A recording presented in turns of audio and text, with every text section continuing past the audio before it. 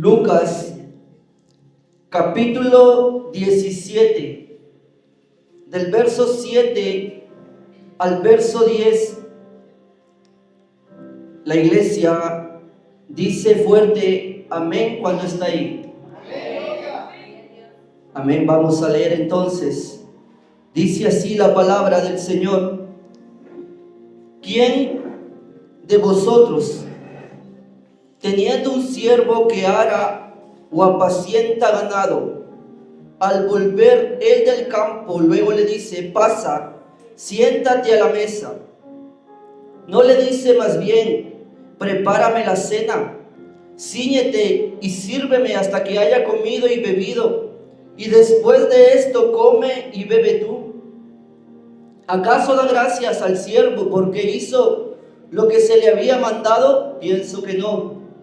Así también vosotros, cuando hayáis hecho todo lo que os ha sido ordenado, decid: siervos inútiles somos, pues lo que debíamos hacer, hicimos. Amén. Tome su asiento, mi hermano. Y vamos a ministrar en esta tarde bajo el tema siervos de Jesucristo.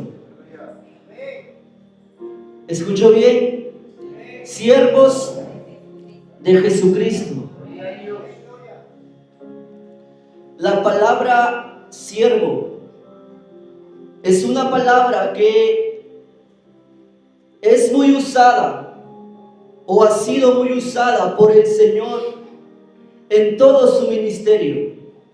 También el apóstol Pablo, el apóstol Pedro, Juan y todos aquellos hombres que escribieron las cartas del Nuevo Testamento usan mucho esta palabra siervo. Y es importante entender que esta palabra siervo se traduce de dos palabras en el griego. Una de ellas es la palabra diáconos. Cuando la Biblia habla del siervo traducido de la palabra diáconos, está hablando de aquel hombre que está trabajando activamente en la obra del Señor. Se está refiriendo a aquel hombre que está trabajando constantemente, continuamente, apasionadamente, sirviendo al Señor en el cargo, en el lugar, en la función que a él se le ha asignado. No solamente se refiere a los diáconos consagrados, eso es algo que se hace dentro de la congregación, pero aquí la Biblia, cuando habla de diáconos, se está refiriendo a todo hermano, tal vez alguien que sale a predicar a la calle, tal vez aquel varón o mujer que toma un paquete de tratados y sale a repartir, aquel hombre que trabaja, mi hermano, allí en los instrumentos. Toda persona que está sirviendo activamente al Señor, este es un servidor, un diácono. Pero también la otra palabra que se traduce del siervo es la palabra douglas. Y en esta palabra es la que vamos a hablar en esta tarde. Porque la palabra douglas es algo mucho más allá, es algo muy fuerte. Es una persona cuya vida, voluntad y derechos pertenecen a alguien más. Es una persona que su propia voluntad, su vida y sus derechos le pertenecen a alguien, o sea, tiene un dueño. La palabra douglas es tan fuerte, mi hermano, que aquí el verbo siervo se está refiriendo a alguien que está atado a otra persona, a su amo, a su Señor. Está atado, está encadenado, está ligado. Mira que Pablo usaba esto muchas veces. Pablo decía: Pablo, siervo de Jesucristo. Él estaba diciendo: Pablo, aquel que su voluntad, su vida y todos sus propósitos ahora le pertenecen a Jesucristo. Pablo, aquel que ahora está atado, está encadenado, está ligado a Jesucristo. Mi hermano, la palabra siervo significa alguien que está atado, Repite conmigo, alguien que está atado, alguien que está ligado. O sea, las situaciones que nosotros enfrentamos, tenemos que entender que tú y yo estamos ligados y atados a Jesucristo. Por eso Pablo decía, ¿quién nos separará del amor de Dios? Ángeles, principados, potestades, enfermedad, persecución. Ninguna de esas cosas a mí me van a separar del amor de Dios, porque yo estoy atado, yo estoy ligado y yo estoy encadenado a mi Señor. Tus pruebas, mi hermano, tú enfréntalas como aquel que está atado a su Señor. Y tú tienes que saber que las cosas que a ti te toquen pasar y atravesar no te van a separar de tu Señor. Esa enfermedad que tú estás atravesando ahora no te va a separar de tu Señor. Esa prueba que tú estás pasando ahora mismo no tiene el poder ni la capacidad para separarte de Jesús, porque tú estás atado a Él. Amén. ¿Cuántos pueden darle un fuerte aplauso a nuestro Dios?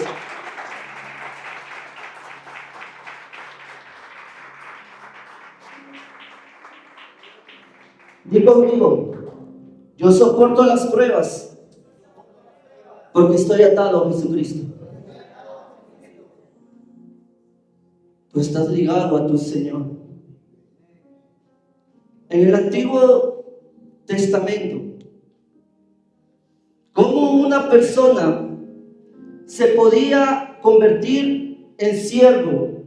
Y un detalle más, esta palabra Douglas también se traduce de la palabra esclavo.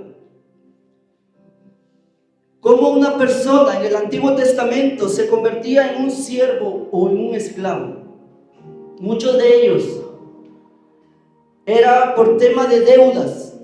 Se acercaban donde una persona porque tenían algún problema y prestaban algo, dinero, y ellos ofrecían sus cosas, su casa, sus terrenos, y al punto que a veces ya no tenían que ofrecer, se ofrecían ellos mismos como esclavos, como siervos. Aquellas personas también que eran tomadas de las guerras, estos también eran traídos y eran puestos como esclavos.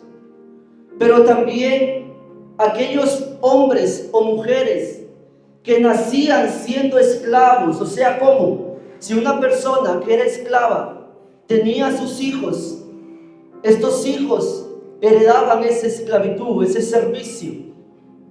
Ellos también eran esclavos de su Señor.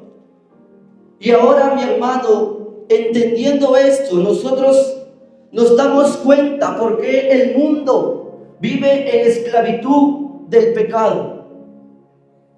Porque el hombre está heredando lo que Adán hizo en el huerto del Edén.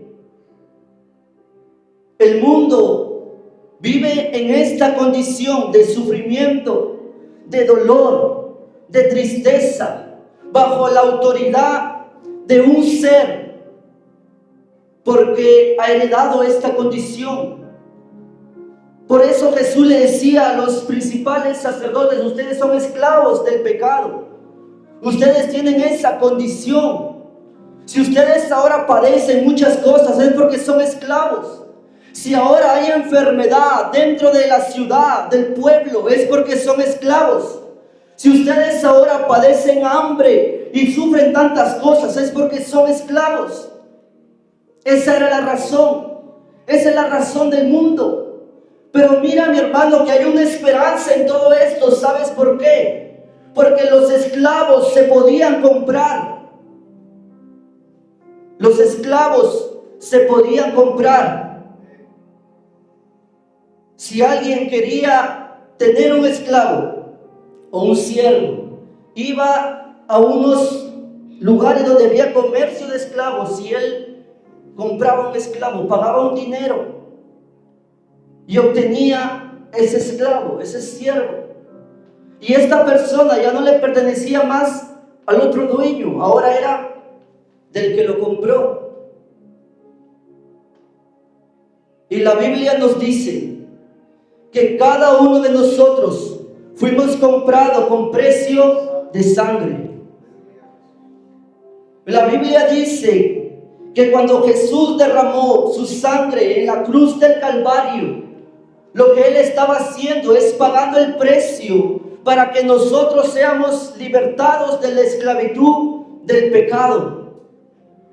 Mi hermano, la buena noticia es que esa condición en la cual vive el mundo tiene una solución.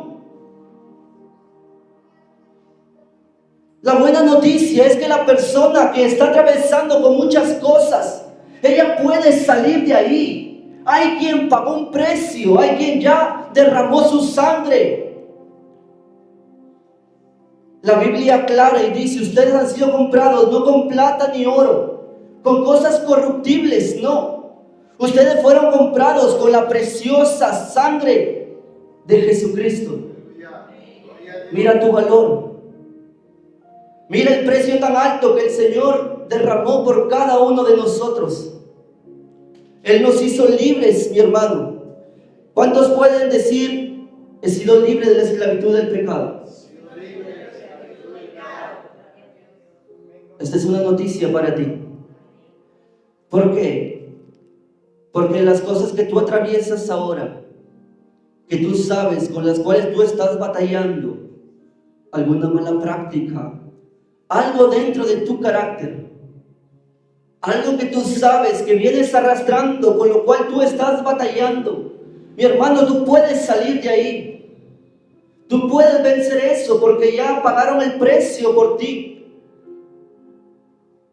Pero un punto importante aquí es que si tú notas, aquel que pagaba el precio, ¿qué era lo que hacía? Tomaba para él los siervos o los esclavos. ¿Usted entendió? ¿Qué fue lo que hizo Jesús? Él pagó el precio de su sangre para que nosotros ahora vengamos a ser propiedad de Él. Para que nosotros ahora cambiemos de dueño. Para que ahora nosotros, nuestra voluntad, nuestra propia vida, nuestros deseos, ya no estén ligadas al pecado, sino ahora a Jesús. Por eso la Biblia dice allí en el libro de Romanos, capítulo 6, verso 18, que la iglesia ha sido o ha pasado de ser siervos del pecado a siervos de justicia. Amén. Pasamos de una mano a otra, por así decirlo. Jesús nos compró para servirlo a Él. Pero hay algo muy importante que nosotros tenemos que entender aquí. Y en el libro de Éxodo, capítulo 21, del verso 1 al verso 6, Dios está hablando acerca de la ley de los esclavos. Y Dios está hablando acerca de los esclavos, los siervos que son hebreos. Y Él dice, ellos van a servir 6 años, pero al 7º año ellos van a salir en libertad. Si este hombre entró a servir con su mujer, pues los dos van a salir. Pero si él entró solo y su señor le dio su mujer y su mujer le dio sus hijos, este hombre se puede ir, pero su mujer y sus hijos se quedan con su amo, con su señor. Y ahora, si este hombre que es siervo que tiene la facultad de liberarse de su Señor, dijere: yo amo a mi Señor, yo amo a mi familia, yo quiero servir toda mi vida a mi Señor, yo no quiero irme, yo quiero servir. Su Señor lo tomaría, lo llevaría delante de los jueces y allí le iba a horadar la oreja como señal de un servicio para toda la vida. Mi hermano, a pesar de que este hombre tenía la posibilidad de irse por amor a su Señor, decidió quedarse y decidió servir. Jesús nos llamó a nosotros. Jesús compró nuestro precio, pagó nuestro precio ahí en la cruz. Jesús nos llamó para servirlo, pero el servicio que Jesús espera de cada uno de nosotros es un servicio en amor, en agradecimiento, un servicio en gozo, un servicio en pasión, un servicio en entrega, no como aquel que sirve por obligación, no como aquel que sirve solamente porque hay una obligación, hay un cargo y que no disfruta de su servicio a Dios. Aquel hombre que viene a servir a Jesús es aquel hombre que reconoce y dice: Señor, porque tú me sacaste de las drogas, yo te voy a servir. Señor, porque tú me sacaste de ese momento de enfermedad, yo te voy a servir. Señor, porque tú me has dado a mí la posibilidad de vivir una vida eterna, yo te voy a servir.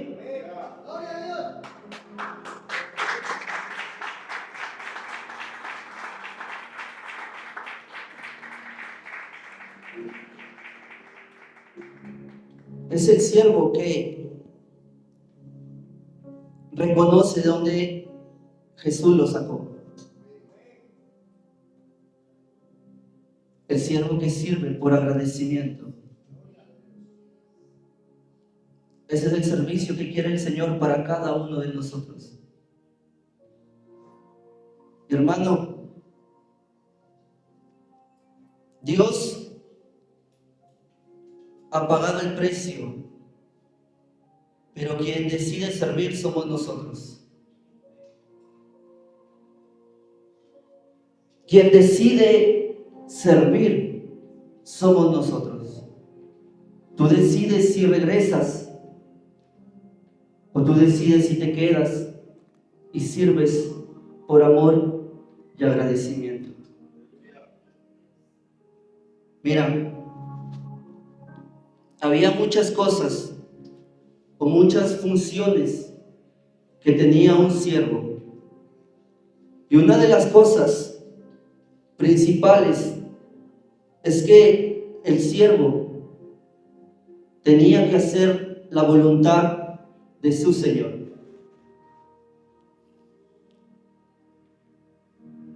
El siervo no era quien escogía cómo servir en la casa. Era su Señor quien le imponía la forma de cómo servir.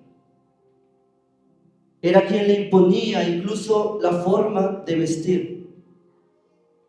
Era quien le enseñaba a su siervo, el Señor le enseñaba a su siervo a cómo comportarse cuando había visitas, cómo actuar tal vez en una reunión social, o tal vez cómo comportarse cuando había un ritual en el pueblo. Era el Señor quien elegía esto. Y tal vez, mi hermano, el servidor o el siervo en ese momento tendría ideas de cómo trabajar mejor, pero él no lo podía hacer, porque quien imponía su voluntad era su amo. Quien imponía la forma de cómo servir era su Señor. Quien determinaba cómo era lo correcto y cómo era lo incorrecto era su Señor. Y así también cada uno de nosotros. Quien ha determinado lo bueno y lo malo es el Señor. Quien ha determinado la forma de trabajar es el Señor. Quien ha determinado cómo conviene actuar en cada situación es el Señor. siervo sabe que él tiene que obedecer la voluntad de su Señor. Mi hermano, explícame mejor esto. Cuando usted tenga un problema con alguien y tal vez tu corazón a ti te dice que esa persona no merece perdón, o tal vez a ti te dice el corazón que esa persona ya no merece que ni siquiera le hables, tú no decides, yo no decido cómo actuar en esa situación. Quien decide cómo actuar en esa situación es el Señor. Quien decide cómo actuar con respecto a aquellos que nos dañan es el Señor. Quien decide cómo actuar con respecto a nuestros enemigos es el Señor.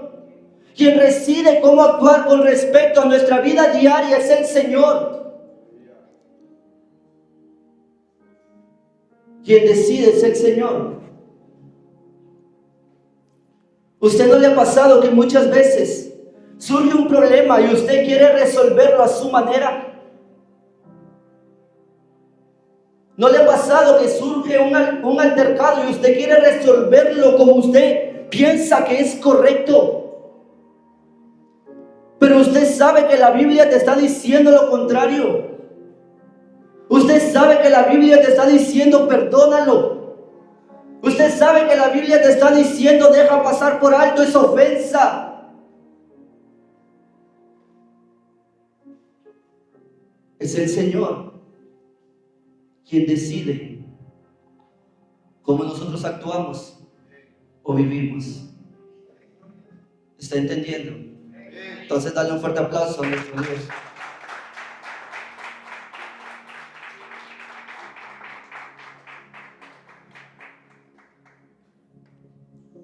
Quien determinó lo bueno y lo malo para nosotros es Dios.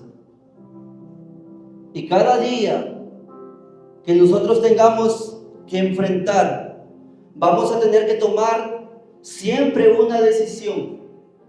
Si actuar ante cada situación como yo pienso o como Dios me enseña.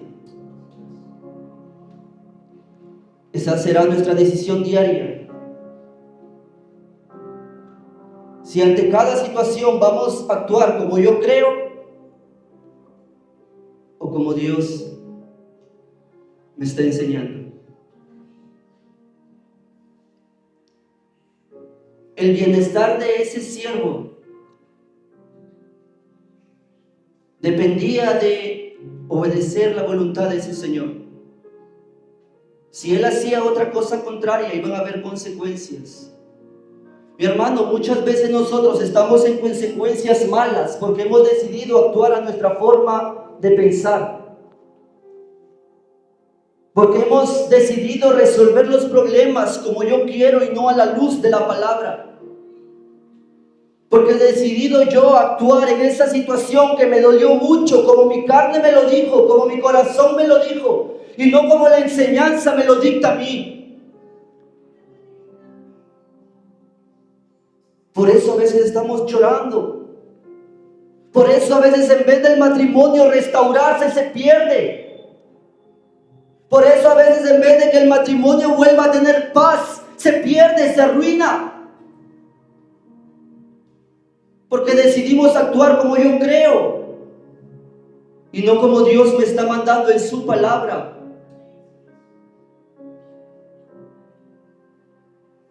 Obedece a lo que está escrito y vas a ver cómo tú vas a caminar en victoria. Aunque a veces la carne te diga no y el Espíritu a ti te diga sí. Dale un fuerte aplauso a nuestro Dios.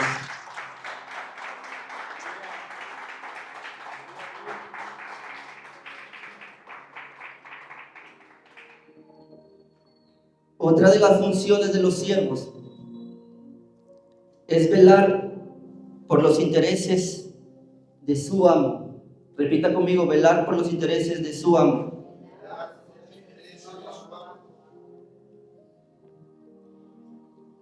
Hubo un hombre que se llamaba José, que que dice la Biblia que sus hermanos lo vendieron como esclavo.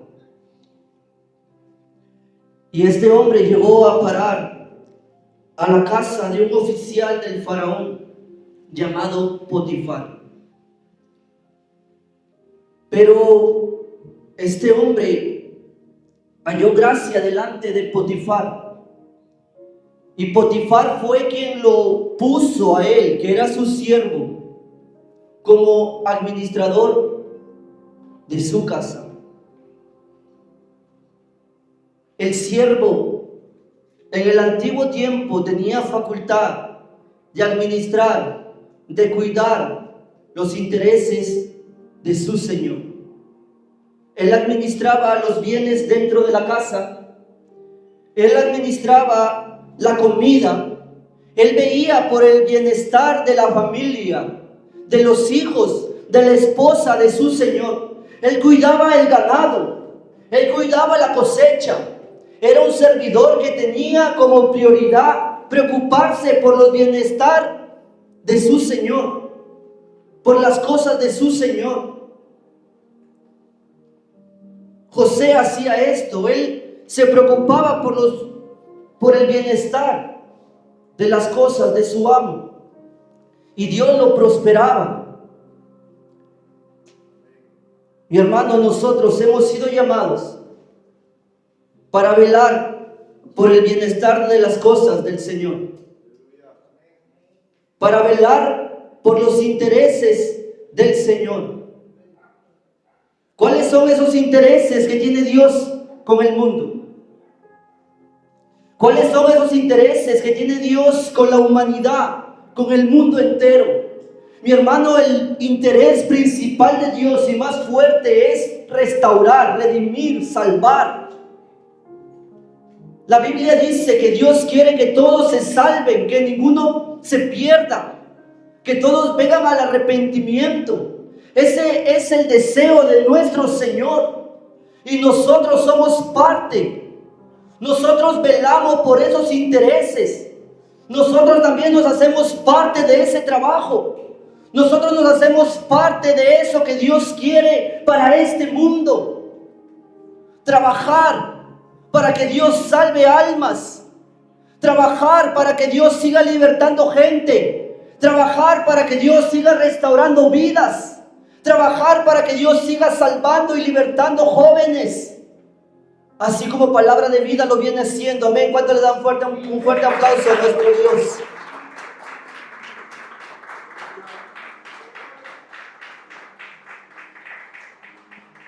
Así como Palabra de Vida lo viene haciendo.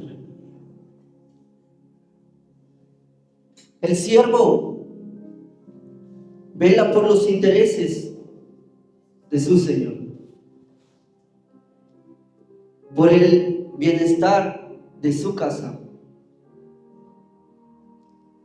Después de que el pueblo regresó, un remanente de la esclavitud de Babilonia, la Biblia dice que este remanente se había olvidado de reconstruir el templo y que ellos habían comenzado a trabajar para levantar su casa, sus cosechas, sus terrenos, su ganado.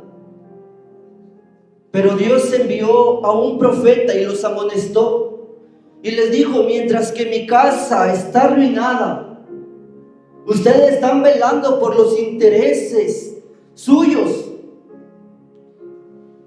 Ustedes se han olvidado de mi casa y velan por sus propios intereses. Mi hermano, es necesario que nosotros aprendamos a cuidar esta casa.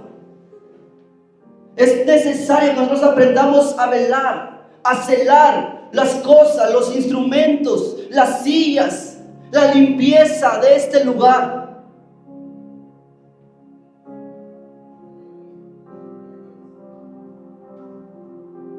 A veces pasa que en casa, mi hermano, cuidamos que nada se nos ensucie, que nada se nos malogre, que nada sufra daño.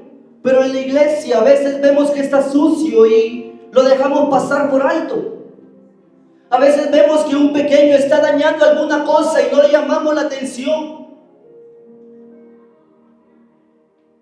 Esto es parte de los bienes de tu Señor. Amén.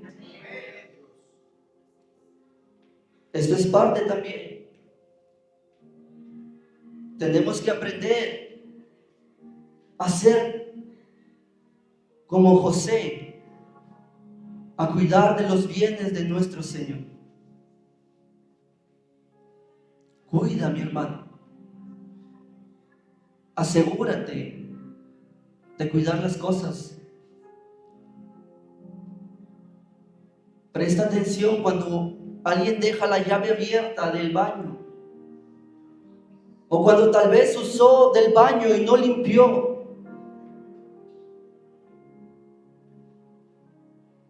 Enseñémonos a nuestros pequeños a hacer eso, porque son las cosas de nuestro Señor. ¿Quién vive? Y a su nombre, gloria a Dios.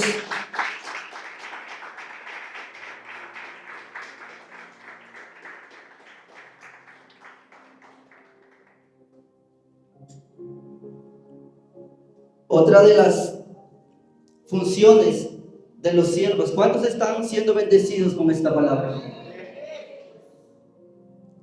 Otra de las funciones de los siervos era ser representantes de su Señor. Y hay un ejemplo en la Biblia cuando toda la tierra pasó hambre y el faraón había asignado a José como el segundo después de él. Lo puso sobre todo. Quien estaba por encima nomás era Faraón. En el tiempo de abundancia, quien trabajó para recolectar todo fue José. En el tiempo de escasez, quien se ponía delante cuando la gente venía a buscar alimento era José. José era quien se ponía delante cuando la gente venía a buscar alimento a Faraón, a Egipto. Por eso es que sus hermanos se encontraron con él, porque él en esa oportunidad estaba como representante de Faraón. Él estaba allí en ese momento representando a Faraón en esa función. Y esto es algo muy importante. Y también que tenemos que entenderlo para no confundirnos. Nosotros como servidores somos representantes del Señor, pero no para que la gente que quiere pedir perdón a Dios venga y lo haga delante de mí. No para que la gente que quiera humillarse delante de Dios, yo le diga, ven, humíllate delante de mí porque yo represento a Dios. No. La gente que quiere confesar sus pecados, él no tiene que venir a mí. Yo no represento la deidad de Dios. Yo no represento la gloria de Dios. Pero lo que yo sí represento es su amor, su misericordia, su compasión, su forma de ayudar, su forma de preocuparse por los demás, su forma de extender la mano al necesitado, su forma de amar al perdido, de desear que el perdido se salve.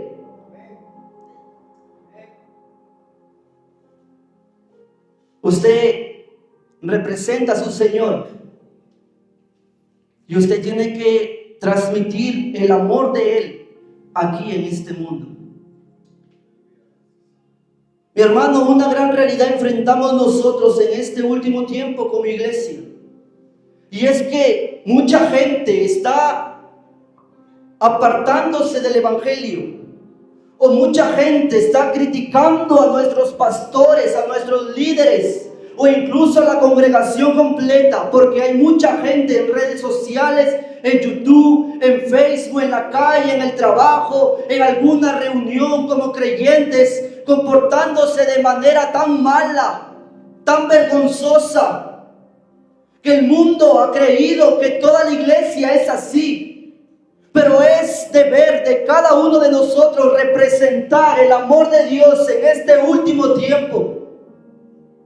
Es el deber de cada uno de nosotros demostrarle al mundo, no porque yo me quiero lucir, sino porque quiero que el mundo vea que realmente hay un Dios que cambia, que transforma, que ama, que restaura, que perdona, que ayuda.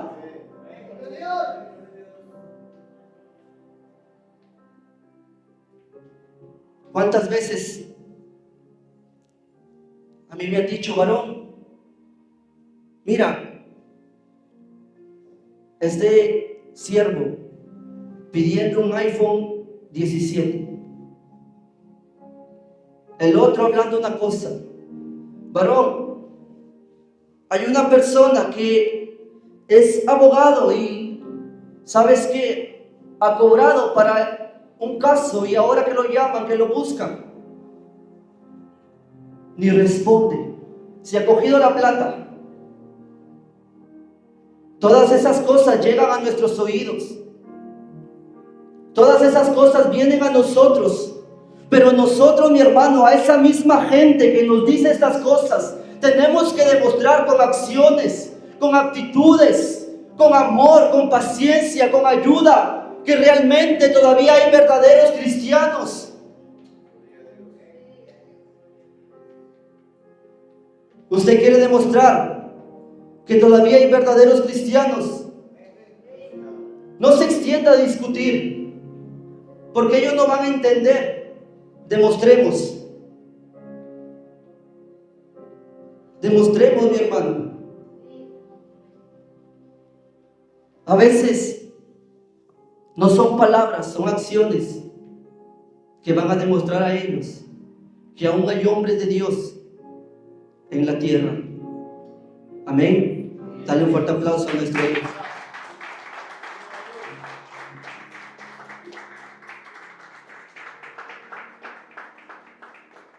Segunda de Corintios, capítulo 5, verso 20. El mismo Pablo dice: así que somos embajadores en nombre de Cristo. Y esta palabra aquí, embajadores, significa representantes. Tú eres un representante del Señor. Como te lo expliqué, no para que te infles como pavo real, sino para que demuestres el amor del Señor.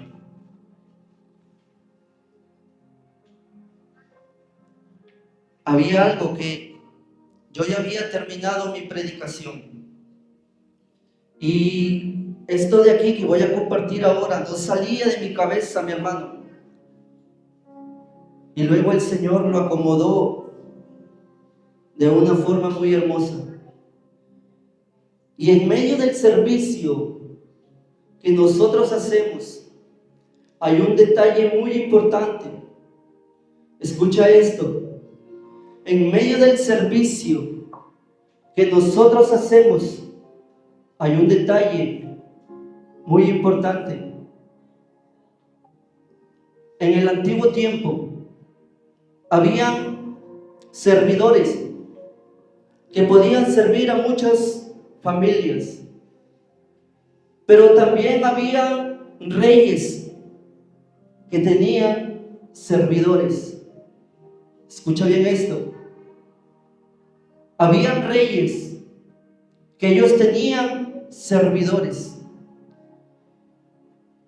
y los servidores de estos reyes muchas veces tenían mejor estabilidad, tenían mejor cuidado, mejor protección que la gente que tal vez podía estar en libertad.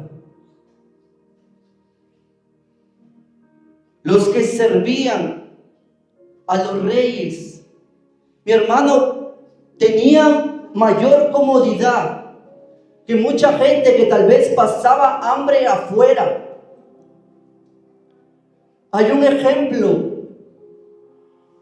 Daniel era un servidor. Cuando el rey de Babilonia toma esclavos, gente cautiva. Entre esas personas iba Daniel, Sadrach, Mesach, Abednego. Iban ahí, y en todos estos hombres fueron apartados para servir al rey. Y mira que en su servicio al rey, lo que hizo el rey, mi hermano, en primer lugar mandó a que estos hombres se preparen, que estudien, que aprendan. El rey a estos hombres les puso en una buena condición, eran eunucos. Tenían una buena condición, una buena posición, servían al rey. Y yo pregunto, ¿cuántos sirven a un rey aquí? Otra vez más, ¿cuántos sirven a un rey aquí?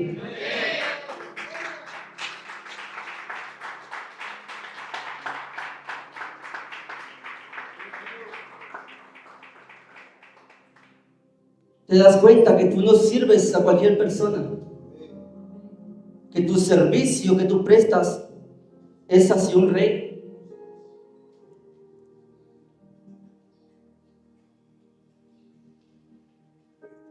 Lo que hizo en ese entonces el rey de Babilonia fue preparar a sus siervos, preparar a sus siervos.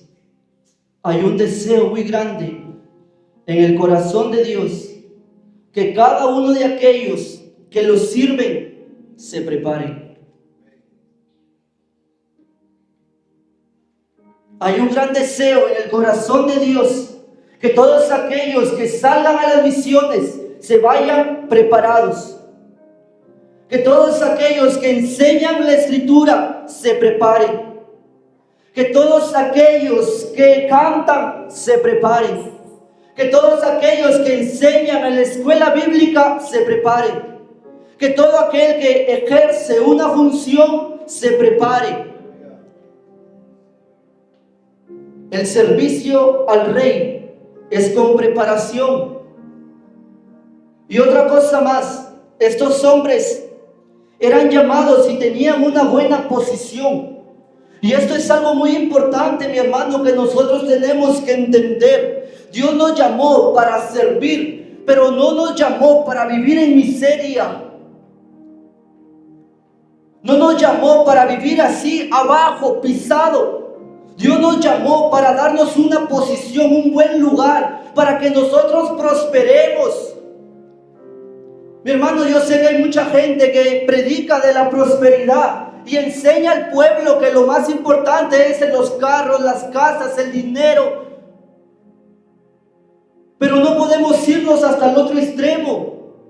Nosotros tenemos que anhelar prosperidad, crecer, que tu negocio avance, que tu casa prospere, que tu casa que ahora tal vez está de madera comience a prosperar. ¿Sabe por qué, mi hermano? Porque si usted y yo prosperamos y si amamos la obra va a prosperar también. La congregación, el ministerio va a prosperar. ¿Cómo vamos a enviar a nuestros obreros a una academia si no hay cómo pagar? ¿Cómo vamos a podernos movilizar, hacer la obra a otros sitios y tal vez, mi hermano, allí nosotros no trabajamos para esto?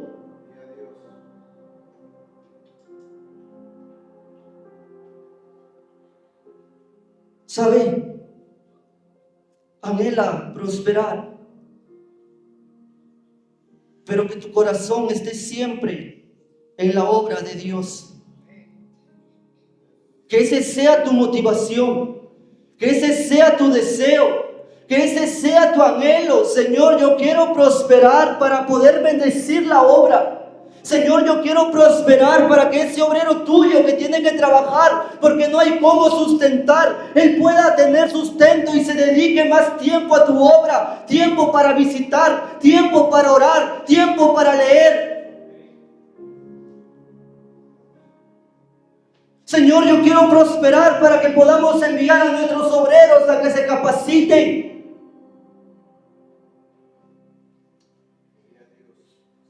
Ese es el deseo de Dios. La Biblia lo dice. Yo anhelo que seas prosperado en todo. Mi hermano, te lo vuelvo a repetir. Tú no fuiste llamado para vivir en miseria. Amén. Pídele a Dios, administra y dile a Dios que alinee tu corazón a las cosas de arriba. Dale un fuerte aplauso a nuestro Dios.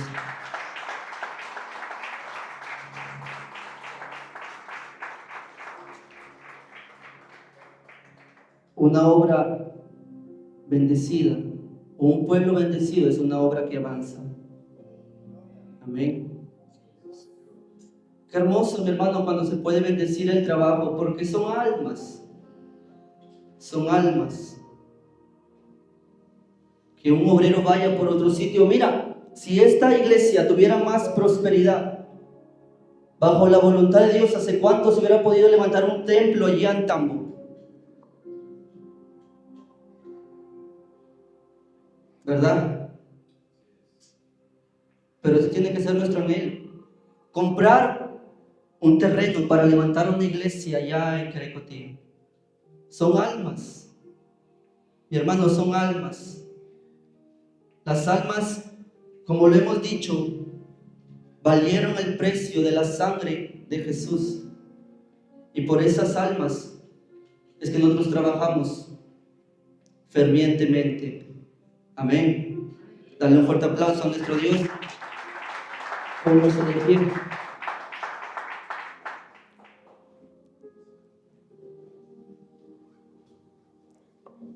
Donde habíamos leído en esa historia del libro de Lucas,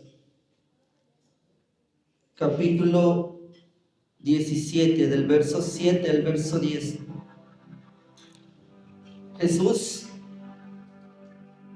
le habla a sus discípulos y le dice: ¿quién de ustedes que tiene un siervo que ara o apacienta el ganado, después que viene del campo le dice: siéntate a mi mesa? No le dice más bien: prepárame la comida, luego que yo coma, ahora recién comes tú. Luego Jesús dice: ¿acaso da gracias el Señor al siervo porque hizo lo que se le había mandado? Yo creo que no. Así también vosotros, cuando hayáis hecho todo lo que os ha sido ordenado, decid: siervos inútiles somos, pues lo que debíamos hacer, hicimos. Y esta es una palabra que Jesús dejó para la iglesia, para que podamos entender que nuestro trabajo y nuestra obediencia a Dios no está ligada al reconocimiento que nosotros podamos recibir en este mundo. Que tú no te sientas mal de trabajar cuando tú ves que vienes trabajando pero nadie ni siquiera lo nota. Que tú no te sientas mal de trabajar cuando tú vienes trabajando y ni siquiera nadie te lo agradece. Que tú no te sientas mal de trabajar cuando tú vienes trabajando y sientes que nadie valora el trabajo que tú vienes haciendo. Que tú no te sientas mal de ayudar a alguien si alguien te paga a ti el bien haciéndote un mal. Que tu obediencia no esté ligada a lo que tú puedas recibir, sino al amor a tu Señor, entendiendo que cumplimos con nuestro deber como servidores de Jesús. Jesús está atacando una vez más aquí al ego, al orgullo, a la soberbia que muchas veces puede crecer en el corazón del servidor, del siervo, del obrero. Jesús está atacando, contrarrestando la vanagloria. El decir, Señor, yo he venido trabajando, yo he venido predicando, yo he venido haciendo todo esto y mira, el de ya está prosperando y yo sigo igual. Señor, mira, a mí nadie me agradece. Señor, el ministerio ni siquiera reconoce mi trabajo. Jesús dijo, antes di de ti mismo, siervo inútil soy. En otras palabras, mi hermano, cuando tu mente te engañe, cuando tus pensamientos te digan a ti que tú eres mejor que los demás, que tú luces mejor que los demás, que tú destacas mejor que los demás, que tú hablas mejor que los demás, que tú mereces estar mejor en una posición que tu hermano, di a ti mismo, siervo inútil soy. Tírate de rodillas y golpéate el pecho delante de Dios y dile, yo soy un siervo inútil, yo estoy haciendo mi deber, yo estoy cumpliendo con mi función, para que cuides tu corazón, para que entiendas que tu servicio es en obediencia y en amor, no en reconocimiento. Muchos dejan de trabajar porque sienten que no les reconocen el trabajo. Muchos dejan de actuar como venían haciéndolo en su función porque sienten que nadie le agradeció, le reconoció el servicio. Muchos dejan de limpiar la iglesia con este amor porque sienten que nadie le dijo qué buen trabajo tú haces. Que eso no apague tu amor. Que eso no apague tu trabajo. Mira, cuando regresó este siervo que había apacentado el ganado, las ovejas, su señor le dijo, sírveme la comida, que primero voy a comer yo, luego comes tú. O sea, este siervo trabajó, primero sirvió, pero ahora su señor también le dio de comer. Pero ahora su señor le dijo, siéntate, puedes comer. Ahora el Señor le dijo, tú has trabajado para mí, entonces yo te voy a proveer. Tú has trabajado para mí, entonces yo te voy a dar. Tú te has desvelado por mi trabajo, por mi obra, entonces toma, come, aliméntate, vístete, cuida de tus hijos, toma para el colegio de tu hijo, toma para el instituto de tu hijo, toma para tu casa, toma para tu negocio.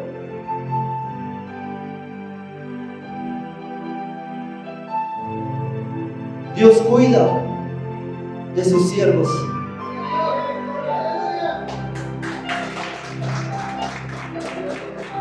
Dios cuida de sus siervos.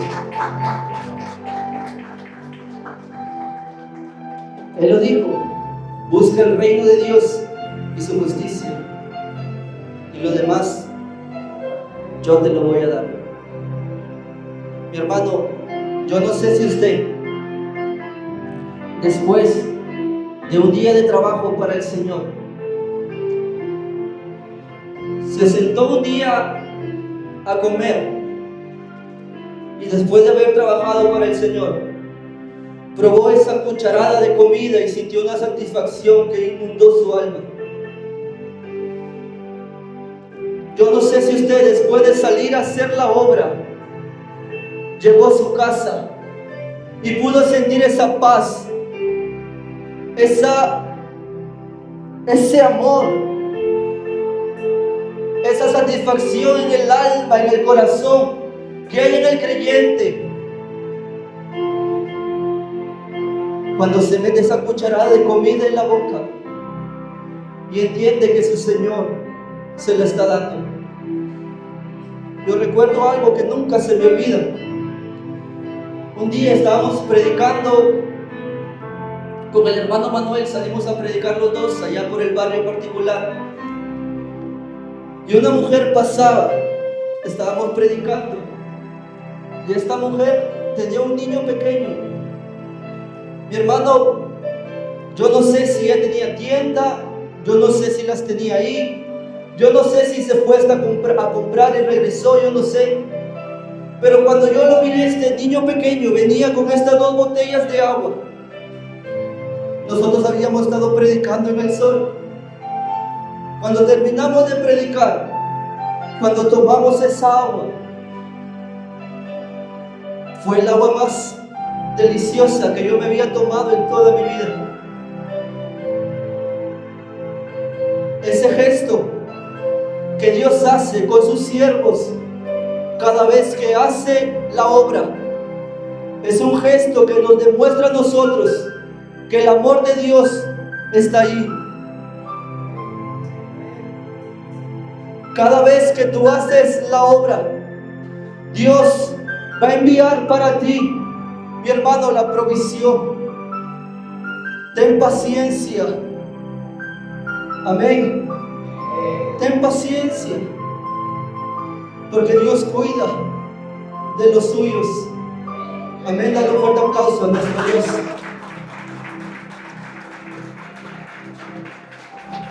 Cierra tus ojos y vamos a hablar con el Señor. Di: yo soy un siervo de un rey. Yo soy un siervo de un rey.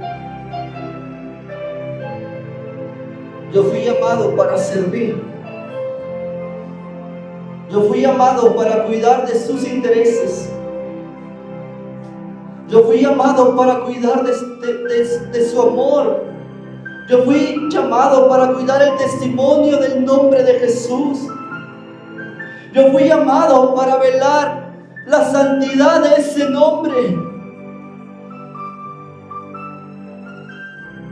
No permitas que por mi culpa ese nombre sea pisoteado. Dame fuerzas. Señor, yo quiero, pero dame fuerzas. Señor, yo quiero, pero ayúdame. Señor, yo quiero, pero sea usted impartiendo fuerzas en mí. Señor, yo quiero, pero límpiame. Tú me has comprado. Tú has pagado ese precio, límpiame. Y el Señor lo va a hacer. Tú tienes un Señor al cual tú estás atado. Y recuerda, no hay problema, no hay principado, no hay potestad, no hay enfermedad, no hay muerte, no hay hambre. Mi hermano, no hay nada que te va a separar del amor de Dios para contigo. No hay nada, porque aún la muerte es victoria para cada uno de nosotros. Porque aún la muerte no tiene potestad para separarnos del Señor.